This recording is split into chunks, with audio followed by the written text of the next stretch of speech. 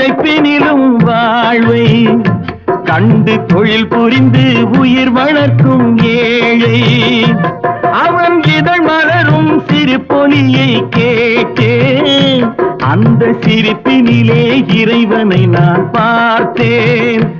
அந்த சிரிப்பினிலே இறைவனை நான் பார்த்தேன்